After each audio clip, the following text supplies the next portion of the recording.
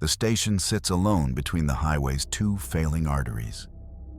Neon hums like an insect pinned alive. The glass door sticks when I pull it open, a half-second delay before the night folds around me again. It's always colder near the refrigerators, as if the hum of their motors keeps something at bay. Shift started at 6. A moth the color of nicotine flutters against the fluorescent light. I sweep the same square of floor over and over, not because it's dirty, but because it gives the hours shape. The radio behind the counter hisses, then voices merge, stutter, fade. Every station sounds underwater tonight. Outside, the sky's gone flat, heavy with distance. The pumps click sometimes without reason. Once, around 8, a black truck slowed down, but never stopped. Headlights stretched my shadow into a long, nervous thread, then folded it back into me as it drove off. A man came in before midnight. No coat, no sound when he walked. His eyes had the wrong kind of focus, like he was reading a word behind me. He bought nothing, just stood near the window looking at the road that went nowhere. When he finally left, he didn't use the door. I found the latch still locked. I kept sweeping. The power flickered around 1. The freezers coughed, the lights dimmed to the color of old teeth. The generator out back caught once, failed twice, then gave in with a low animal groan. The silence that followed had layers, machines cooling, glass adjusting, something else beneath it all, like breathing slowed down to geologic time. I lit the kerosene lamp. Its flame threw a heartbeat onto the walls. There was movement outside the windows, not quick, not slow, steady, like tide. The first one came from the ditch, dragging a leg, half of its face missing, as if it had been erased by heat. The skin around its mouth looked stretched, tired. It leaned into the glass, leaving a smear that fogged when it exhaled. I didn't move. The lamp's light caught the grease film on the window and turned the reflection into another version of me, watching. Behind that reflection, others gathered. The door rattled, soft but insistent. There's a key under the counter for the back storage, but the lock's been stiff for months. I forced it, shoulder against metal, until it gave. Inside, shelves of oil, coolant, batteries, boxes of snack food going stale. The smell of rubber and dust and loneliness. I pulled down the shutter, left a slit to see through. The lamp's glow caught on the cans, red, gold, silver, small planets in their own orbits. My breath condensed in the still air. Outside, something brushed the side wall, a wet, dragging sound that found a rhythm after a while, like someone mopping. I tried not to listen, but the rhythm crept under my ribs. The radio flared back alive for a few seconds. A voice listing towns, then a scream that sounded like static pretending to be human. When it cut off again, the silence felt full of memory. Around 3, the station lights came on without power. Every bulb bright, too bright, buzzing at a pitch that made my teeth ache. I went out from the storage room, expecting the dead, or whatever they were, but found no one. The windows were clean, no smears, no marks. Even the floor looked untouched, as if the night had been rewritten. I sat behind the counter, lamp still burning so the room no longer needed it. The digital clock blinked zeros. I tried to count the seconds between each flicker and lost track. My hands smelled of metal and kerosene. Through the glass, the pumps gleamed like monuments. The air shimmered above them, faintly as though heat were rising, but it was cold enough to see my breath.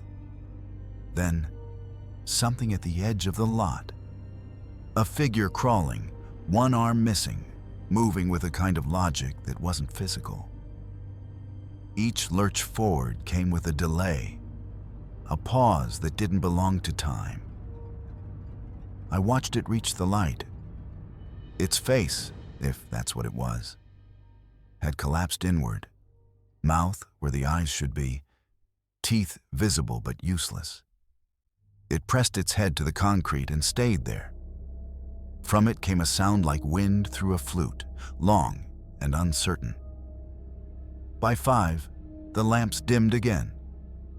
The glow from the horizon was red now, but not the kind of red that comes from the sun. The pumps had stopped humming. They looked empty, like the veins of a dead thing. A bus rolled past. Lights off, windows cracked open. Figures inside, motionless, faces turned outward. One hand slapped the glass, leaving a pattern that looked like frost. The bus didn't slow down. The smell changed. Not rot exactly, but something close. Meat that has forgotten its purpose. I checked the back again. One of the shelves had fallen, cans spilled like small echoes. I picked one up. Chili. The label peeled off in my fingers. Beneath the paper, the metal was warm. I put it back. When I looked again through the shutter slit, dawn had almost arrived. The light didn't soften anything. The fields around the station shimmered like the surface of oil. Things moved there, in slow undulations, like bodies trying to remember gravity. I must have slept, or lost the thread of hours. I woke to the sound of dripping, steady, measured. The ceiling had formed a stain above the counter, water bleeding from a place it shouldn't. The smell of it made my eyes burn. A child's voice came from the intercom, repeating the same 3 words in a loop. Pump 4 ready. There hadn't been fuel in Pump 4 for months. I turned the speaker off, but the voice continued from somewhere else, behind the freezer, under the floor, inside my mouth. The world outside was shifting in tone, too bright, too thin. The things in the field were closer now, but they weren't coming toward the building anymore. They were circling, heads tilted upward, as if listening. The reflection in the window no longer matched me.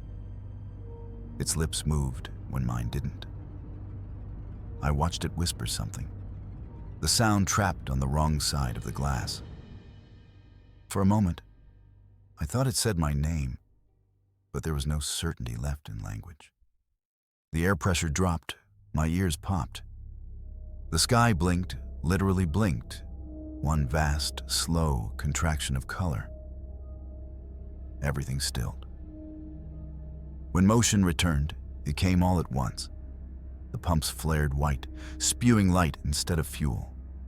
The sound it made was like a pulse magnified. Every bulb in the ceiling burst in sequence, showering fine dust, not glass.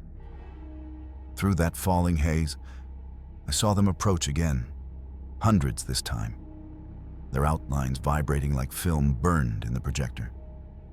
No faces, no noise but that rhythmic wet sound, and the lamp flickering, flickering, until the whole room breathed with it.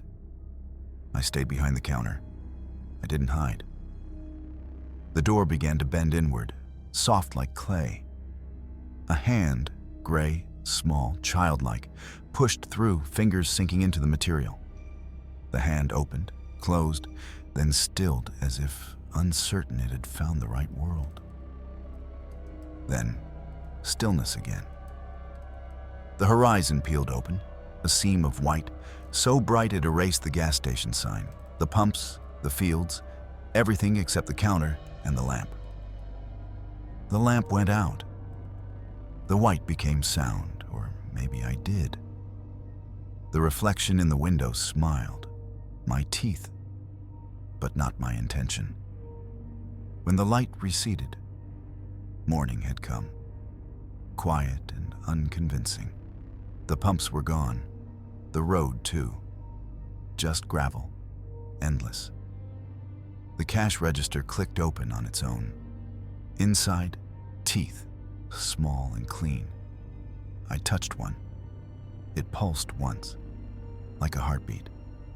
I can still hear the generator breathing under the floor, though it hasn't worked in years. I think it's counting now.